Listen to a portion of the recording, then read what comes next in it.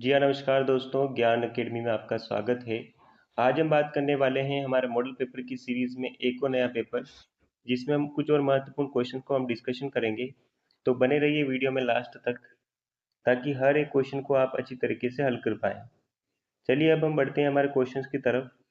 हमारा जो पहला क्वेश्चन है वह है poverty and British rule in India नामक पुस्तक के लेखक कौन थे? तो इस पुस्तक के लेखक का नाम हमें बताना है। तो देखिए, पहला ऑप्शन है वो है बाल गंगाधर तिलक, दूसरा ऑप्शन है वो है पंडित जवाहरलाल नेहरू, तीसरा ऑप्शन है दादा भाई नौरोजी और चौथा ऑप्शन है महात्मा गांधी जी। तो अगर आपको इस पुस्तक के लेखक के बारे में पता है तो आप कमेंट बॉक्स में कमेंट करिए।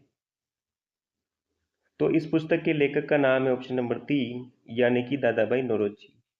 अब हम बात कर लेते हैं कि यह पुस्तक इतनी महत्वपूर्ण पुस्तक क्यों है।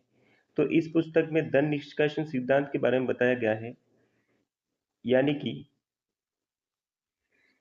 भारतीय धन को कैसे ब्रिटेन भेजा जा रहा है, उसके बारे में वर्णन है। उसके बारे में वर्णन है कि भारतीय धन को कैसे ब्रिटेन भेजा जा रहा है, इसलिए यह पुस्तक इतनी महत्वपूर्ण पुस्तक हो जाती है। चलिए दोस्तों, अगला क्वेश्चन देखते हैं, क्वेश्चन नंबर 2। अगला क्वेश्चन है क्वेश्चन नंबर 2।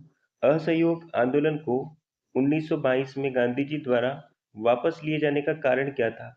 तो हमें बताना है कि आखिर महात्मा गांधी जी ने असहयोग आंदोलन को वापस क्यों लिया था। तो ऑप्शन देखते हैं।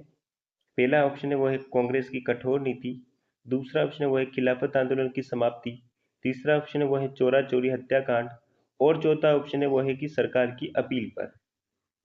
तो अगर आपको इस सवाल का आंसर पता है तो आप कमेंट बॉक्स में कमेंट करिए। तो इसका राइट आंसर होगा ऑप्शन नंबर 3 यानी कि चोरा चोरी हत्याकांड की वजह से महात्मा गांधी जी ने असहयोग आंदोलन को वापस ले लिया था। अब आपके एग्जाम में दो क्वेश्चन और बन सकते हैं कि असहयोग आंदोलन की शुरुआत कब हुई थी, यानी कि शुरू कब किया गया था, वो हमें पूछा जा सकता है एग्जाम में। तो 1 अगस्त 1920 को असहयोग आंदोलन शुरू किया गया था। और अगर इसकी समाप्ति की बात करें तो 12 फरवरी 1922 इसको महात्मा गांधी जी ने वापस ले लिया था। तो ये दो क्वेश्चन और आपके एग्जाम में बन सकते हैं, तो इन दोनों क्वेश्चन को भी आपको ध्यान में रखना है। चलिए दोस्तों, अगला क्वेश्चन देखते हैं, क्वेश्चन नंबर 3। अगला क्वेश्चन है क्वेश्चन नंबर 3 की भारत का राष्ट्रीय गान सर्वप्रथम कब गाया गया था। हमें बताना है कि सबसे पहले राष्ट्रगान कब गाया गया था। तो देखते हैं ऑप्शन को। पहला ऑप्शन है 26 जनवरी 1950 को, दूसरा ऑप्शन है 27 सितंबर 1911 को, तीसरा ऑप्शन है 15 अगस्त 1947 को और चौथा ऑप्शन इनमें से कोई नहीं। तो अगर आपको इस सवाल का राइट आंसर पता हो तो आप कमेंट बॉक्स में कमेंट करिए। तो इस सवाल का राइट आंसर होगा ऑप्शन नंबर 2 यानी कि 27 सितंबर 1911 को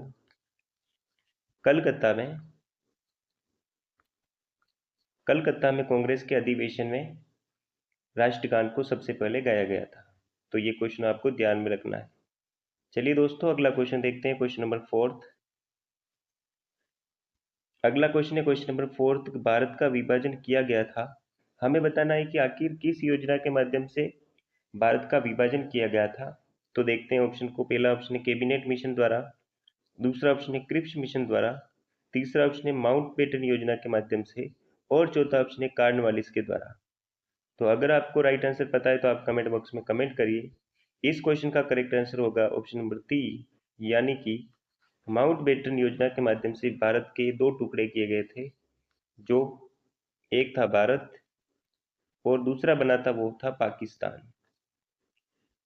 और कुछ रियासतों को यह भी अधिकार दिया गया था कि अगर वो न तो भारत में शामिल होना चाहती है न पाकिस्तान में शामिल होना चाहती है तो वो स्वतंत्र भी रह सकती है। तो ऐसा प्रावधान भी माउंटबेटन योजना में था। तो ये आपको महत्वपूर्ण है, ध्यान में रखना है। चलिए फ्रेंड्स, अगला क्वेश्चन देखते हैं, क्वेश्चन नंबर 5 है देश का सबसे लंबा राष्ट्रीय राजमार्ग कौन सा है। हमें बताना है कि भारत का जो सबसे लंबा नेशनल हाईवे है वो कौन सा है। देखते हैं ऑप्शन को। पहला ऑप्शन है NH1, दूसरा ऑप्शन है NH2, तीसरा ऑप्शन है NH44 और चौथा ऑप्शन है NH27। क्वेश्चन का करेक्ट आंसर होगा ऑप्शन नंबर 3 यानी कि नेशनल हाईवे 44 जो है वो देश का सबसे लंबा राष्ट्रीय राजमार्ग है। अब बात करते हैं यह कहाँ से शुरू होता है और कहाँ पे खत्म होता है। तो यह श्रीनगर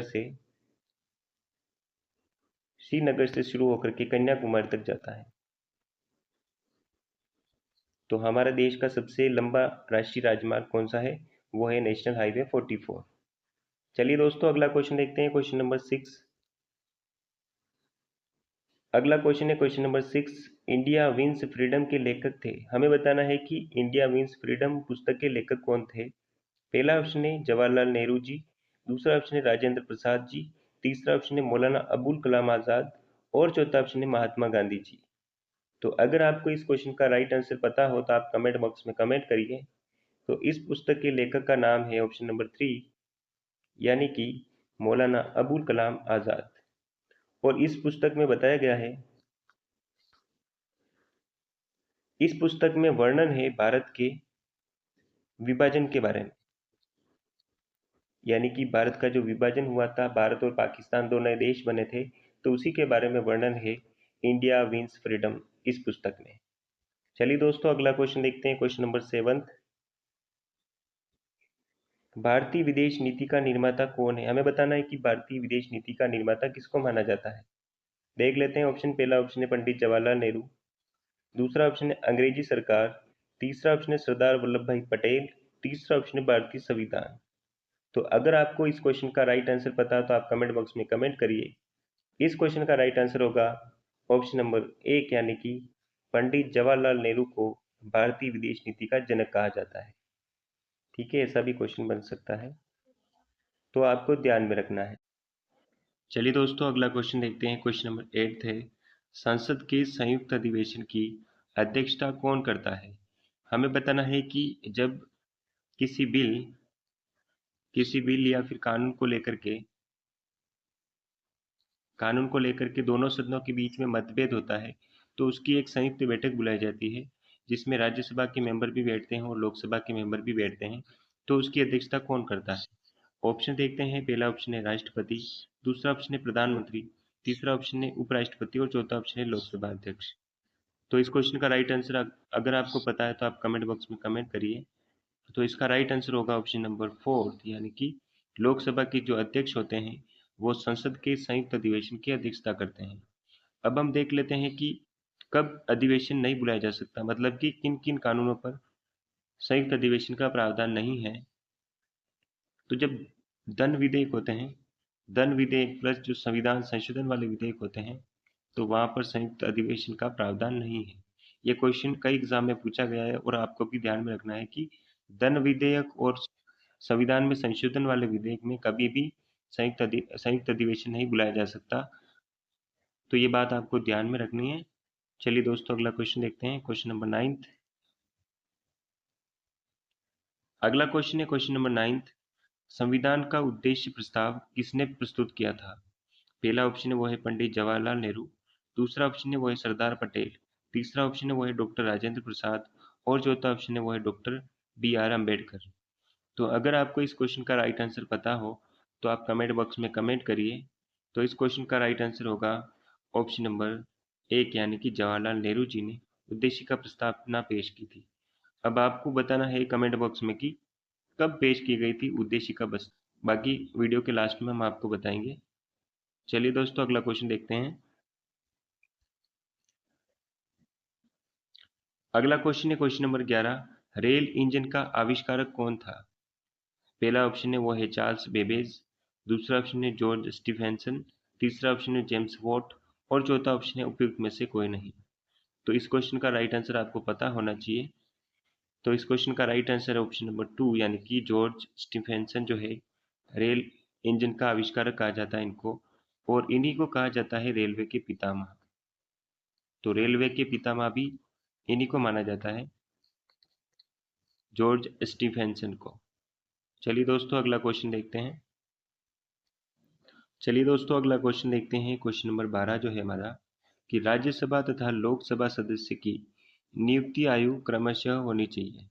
हमें बताना है कि राज्यसभा के मेंबर और लोकसभा के जो मेंबर्स चुने जाते हैं, कम से कम उनकी आयु क्या होनी चाहिए। ऑप्शन देखते हैं। पहला ऑप्शन है 30 वर्ष और 25 वर्ष, दूसरा ऑप्शन है 25 वर्ष और 30 वर्ष, तीसरा ऑप्शन है 30 वर्ष और 35 वर्ष, और चौथा ऑप्शन है 35 वर्ष और 30 वर्ष। तो अगर आपको इस क्वेश्चन का राइट आंसर पता हो तो आप कमेंट बॉक्स में कमेंट करिए। तो इस क्वेश्चन का राइट आंसर होगा ऑप्शन नंबर 1, यानी कि राज्यसभा के लिए न्यूनतम आयु होनी चाहिए वो है 30 वर्ष, और लोकसभा सदस्य बनने के लिए न्यूनतम आयु होनी चाहिए वो है 25 वर्ष। तो ये दोनों ही क्वेश्चन आपको ध्यान में रखने हैं दोस्तों। अगला क्वेश्चन देखते हैं, क्वेश्चन नंबर 13 जो है। अगला क्वेश्चन है क्वेश्चन नंबर 13। निम्न में से किसने राज्यपाल, उपराष्ट्रपति एवं राष्ट्रपति तीनों ही पद पर कार्य किया है? हमें उस व्यक्ति के बारे में बताना है जो कि राज्यपाल भी रह चुका है, उपराष्ट्रपति भी रहा हो और राष्ट्रपति भी रहा हो। तो चलिए ऑप्शन को देखते हैं। पहला ऑप्शन है डॉक्टर जाकिर हुसैन, दूसरा ऑप्शन है फखरुद्दीन अली अहमद, तीसरा ऑप्शन है वो है डॉक्टर राजेंद्र प्रसाद, और चौथा ऑप्शन है ज्ञानी जेल सिंह। तो अगर आपको इस क्वेश्चन का राइट आंसर पता हो तो आप कमेंट बॉक्स में कमेंट करिए। तो इस क्वेश्चन का राइट आंसर होगा ऑप्शन नंबर 1, यानी कि डॉक्टर जाकिर हुसैन राष्ट्रपति भी रहे हैं, यानी कि राष्ट्रपति भी रह चुके हैं, राज्यपाल भी रहे हैं, और वो उपराष्ट्रपति भी रहे हैं। तो ये क्वेश्चन महत्वपूर्ण क्वेश्चन है दोस्तों। आपको ध्यान में रखना है कि ऐसा व्यक्ति डॉक्टर जाकिर हुसैन है जो कि राज्यपाल भी रहे हैं, उपराष्ट्रपति भी रहे हैं और राष्ट्रपति भी रहे हैं। चलिए दोस्तों अगला क्वेश्चन देखते हैं, क्वेश्चन नंबर 14।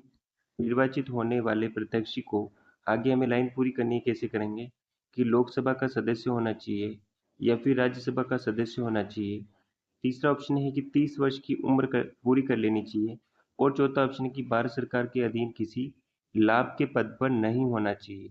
तो ऑप्शन नंबर फोर्थ जो है हमारा करेक्ट आंसर है कि अगर कोई व्यक्ति भारत के उपराष्ट्रपति पद हेतु निर्वाचित हो जाता है तो वह भारत सरकार के अधीन किसी लाभ के पद पर नहीं होना चाहिए। यानी कि ऐसा कोई व्यक्ति जो कि भारत सरकार के अधीन किसी लाभ के पद पर काम कर रहा है वह उपराष्ट्रपति नहीं बन सकता। चलिए दोस्तों अगला क्वेश्चन देखते हैं, क्वेश्चन नंबर 15 कि भारत की सागर तटीय लंबाई कितनी है? हमें बताना है कि भारत की जो तटरेखा है उसकी लंबाई कितनी है।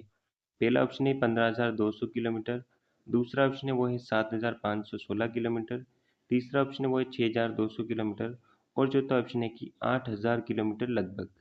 तो अगर आपको इस क्वेश्चन का राइट आंसर पता हो तो आप कमेंट बॉक्स में कमेंट करिए। तो दोस्तों इस क्वेश्चन का राइट आंसर होगा ऑप्शन नंबर 2, यानी कि 7,516 किलोमीटर भारत की तटरेखा है।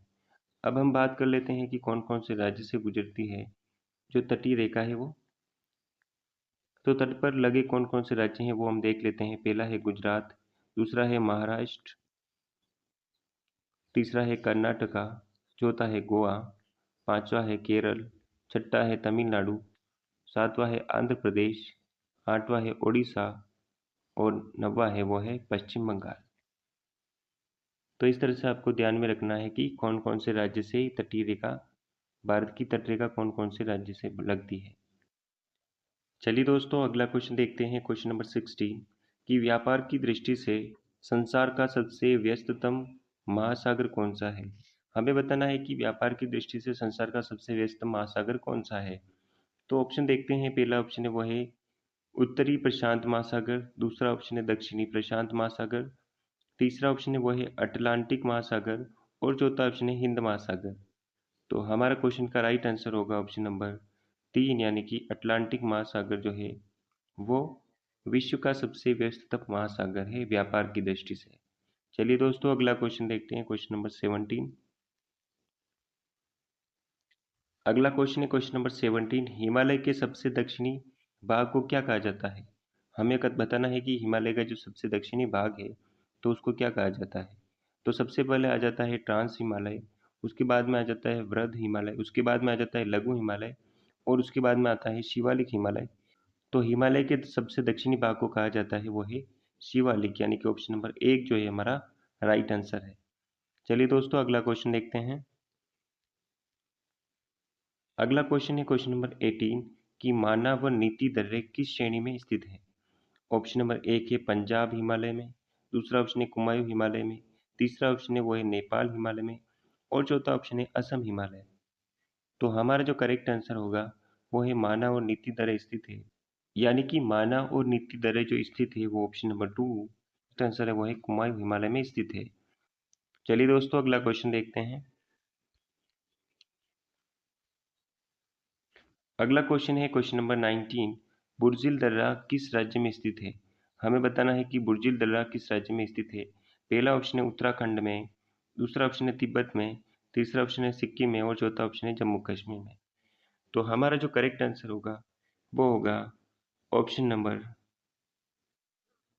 तो हमारे क्वेश्चन का राइट आंसर होगा ऑप्शन नंबर 4, यानी कि बुर्जिल दर्रा जो है वो जम्मू कश्मीर में स्थित है। चलिए दोस्तों अगला क्वेश्चन देखते हैं। अगला क्वेश्चन है क्वेश्चन नंबर 20। निम्न में से किसने लंदन में आयोजित तीनों गोलमेज सम्मेलन में भाग लिया था? हमें उस व्यक्ति के बारे में बात करनी है जिन्होंने तीनों ही गोलमेज सम्मेलन में भाग लिया था। पहला ऑप्शन है दादा भाई नौरोजी, दूसरा ऑप्शन है महात्मा गांधी, तीसरा ऑप्शन है बी आर अम्बेडकर, और चौथा ऑप्शन है मोतीलाल नेहरू।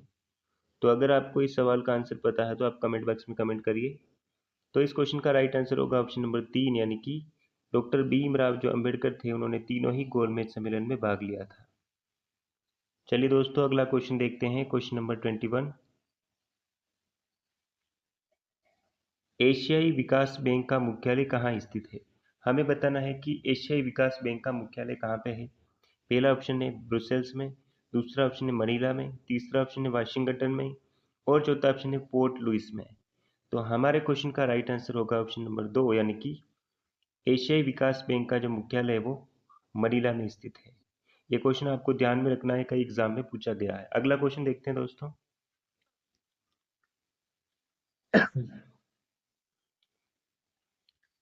अगला क्वेश्चन है क्वेश्चन नंबर 22। हीराकुंड परियोजना स्थित है।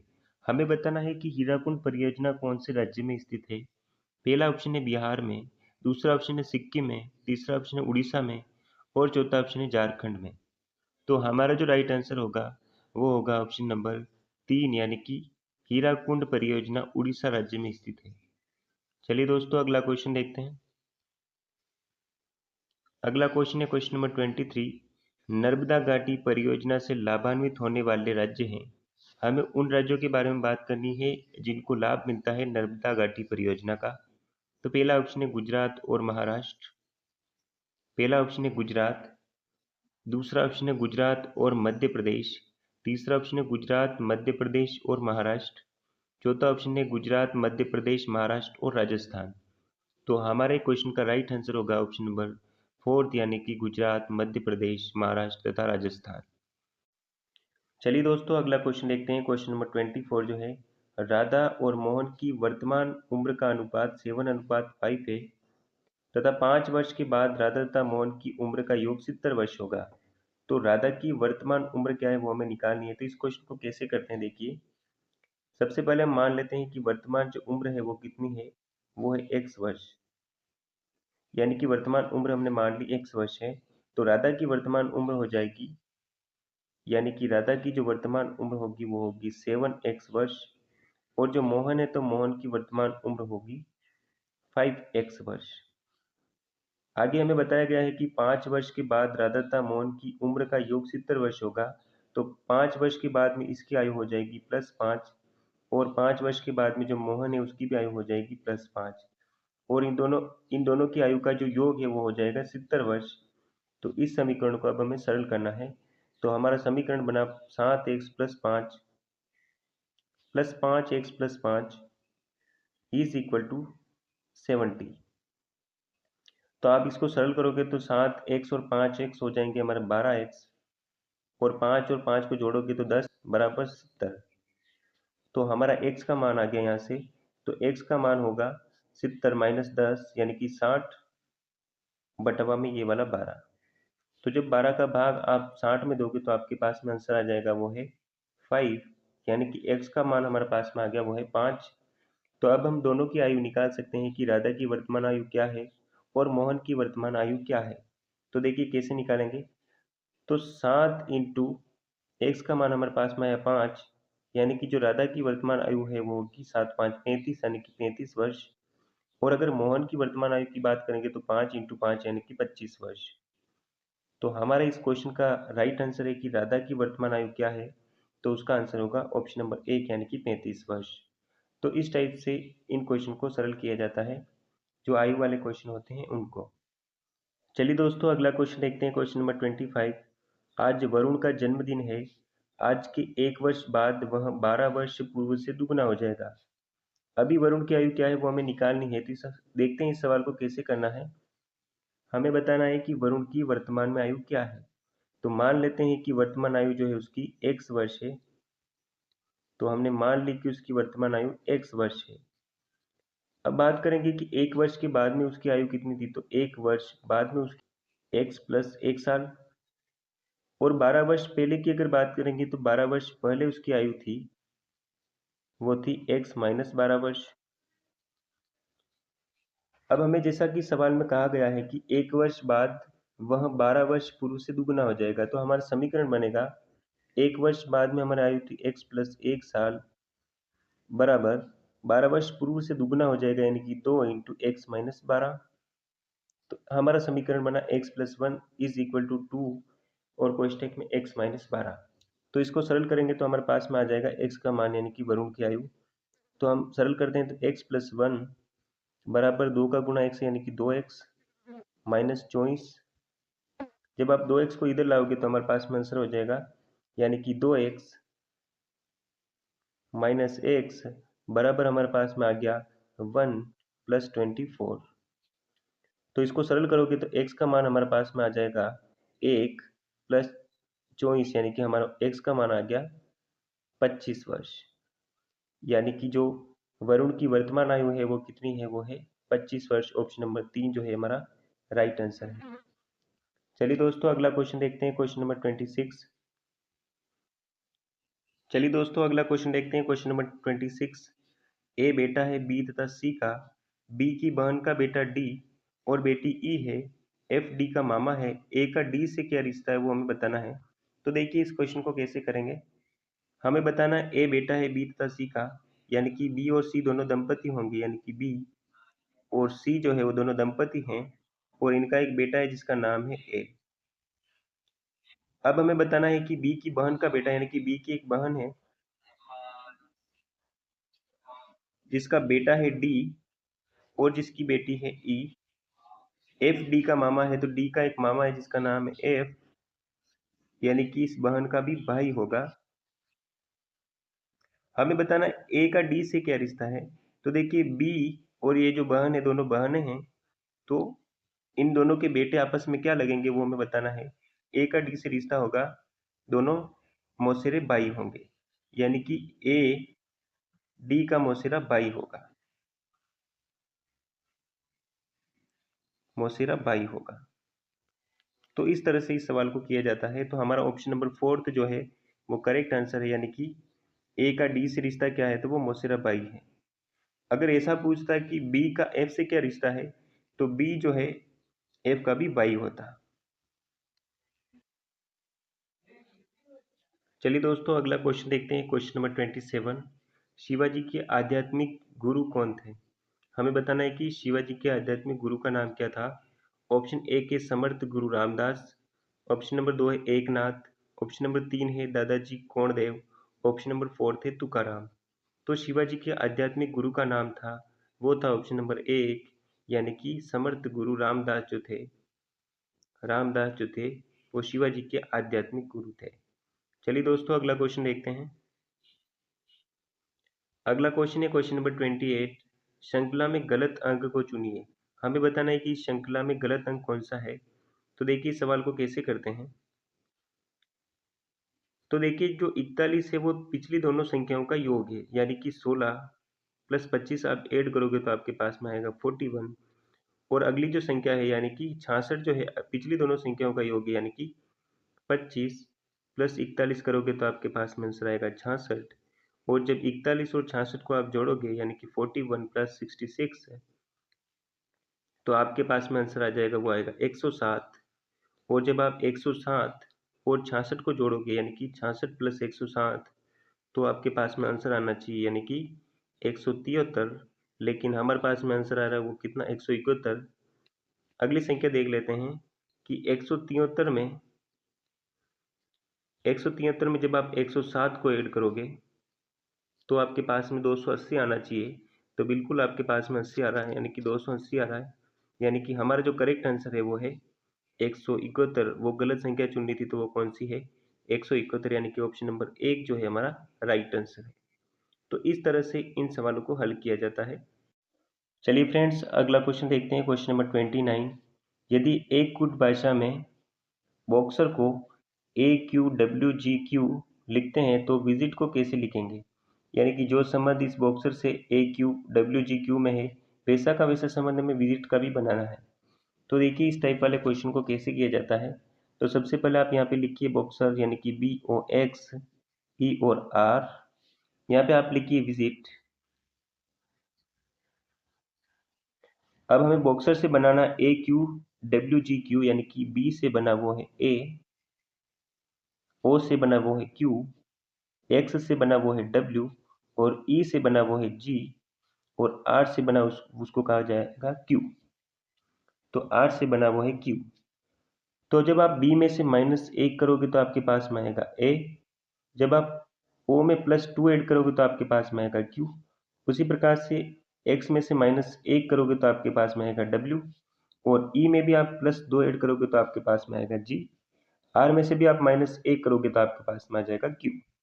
तो इस टाइप से बना, यानी कि सबसे पहले हमें -1 करवाना है, उसके बाद में +2 करना है, उसके बाद में -1 करना है, उसके बाद में +2 करना है, उसके बाद में -1 करना है।